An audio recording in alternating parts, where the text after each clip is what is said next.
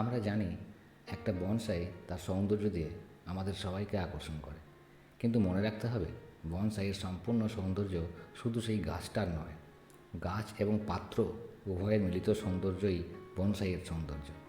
আজকের ভিডিওতে আমরা দেখব কিভাবে একটা পোড়ামাটির পট দৃষ্টিনন্দন হয়ে ওঠে, তার সাথে সাথে কিভাবে সেই পটের আয়ু বা স্থায়িত্ব বাড়ে।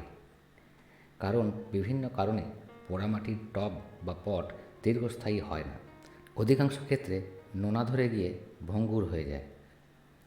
প্রথমেই আমরা হোয়াইট সিমেন্ট বা সাদা সিমেন্ট জলে পাতলা করে গুলে নিয়ে পটটার উপরে এবং ভিতরে ব্রাশ বা তুলি দিয়ে লাগিয়ে দেব।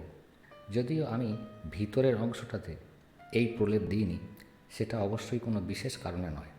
এরপর পটটাকে অন্ততপক্ষে 12 ঘন্টা রেখে দেব। তারপর একটা বড় পাত্রে জল নিয়ে তার মধ্যে পটটাকে সম্পূর্ণ ডুবিয়ে 24 ঘন্টা রেখে দেব। পরে সেটাকে তুলে খোলা হাওয়ায় রেখে ভালো করে শুকিয়ে নেব। ভালোভাবে শুকিয়ে গেলে 120 নম্বর সিরিজ কাগজ দিয়ে ঘষে নেব, যাতে বেশ মসৃণ হয়। এবার পটটির ওপর একটি বিশেষ রঙের প্রলেপ দেব। সেটি হলো যে কোনো কোম্পানির রেড অক্সাইড পেন্ট। এই রঙটা আয়রন প্রোডাক্টে যে কোনো রং দেওয়ার আগে সবার প্রথমে লাগিয়ে দেওয়া হয়, তাই এটাকে মেটাল প্রাইমারও বলা হয়। এই রঙটির বিশেষত্ব এই যে এটি লোহার উপরে দিয়ে নিলে আর মরচে পড়ে না, তাই একে মরচেরোধক বা রাস্টপ্রুফ পেন্টও বলা হয়।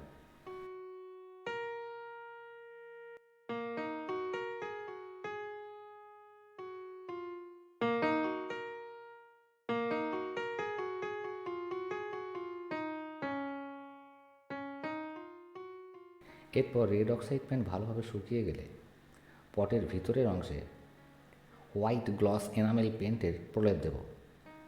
যারা ম্যাট ফিনিশ পছন্দ করেন তারা ম্যাট পেন্ট ব্যবহার করতে পারেন। তবে যদি বছরের অধিকাংশ সময় রোদ জলে রাখতে হয় তাহলে গ্লস পেন্ট ব্যবহার করাই ভালো, কারণ গ্লস এবং ম্যাট উভয়ই জলরোধক হলেও ম্যাট পেন্টের স্থায়িত্ব কম হয়ে থাকে। আমি এখানে বার্জার কোম্পানির হোয়াইট এনামেল পেন্ট ব্যবহার করেছি, তবে আপনারা যে কোনো কোম্পানির পেন্ট ব্যবহার করতে পারেন। এরপর সাদা রং ভালোভাবে শুকিয়ে গেলে পটের বাইরের অংশে রেড অক্সাইডের ওপর গোল্ডেন ইয়েলো পেন্টের প্রলেপ দেব। যে কোনো কোম্পানির পেন্ট ব্যবহার করা যেতে পারে।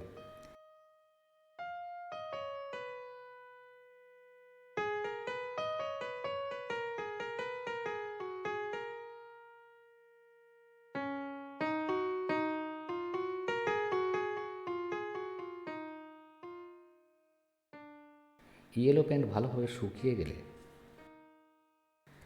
ভিতরের শুকিয়ে যাওয়া সাদা এনামেল পেন্টের ওপর ওই রঙেরই দ্বিতীয় প্রলেপ দেব, কারণ ভিতরের অংশটি ভিজে মাটির সংস্পর্শে থাকবে। এই সমস্ত রং শুকিয়ে গেলে অ্যাক্রিলিক পেন্টের প্রুশিয়ান ব্লু এবং ক্রিমসন রেডের মিশ্রণে প্রস্তুত ডার্ক ব্রাউন পটের উপরে থাকা ডিজাইনের দাগ বরাবর বুলিয়ে দিয়ে কাজ সম্পূর্ণ করব। এবার এই পটে বনসাই রাখলে তার সৌন্দর্য স্বাভাবিকভাবে বেশি হবে, সেই সঙ্গে পটটিও বছরের পর বছর ব্যবহার উপযোগী থেকে যাবে। আজকের ভিডিও এই পর্যন্ত।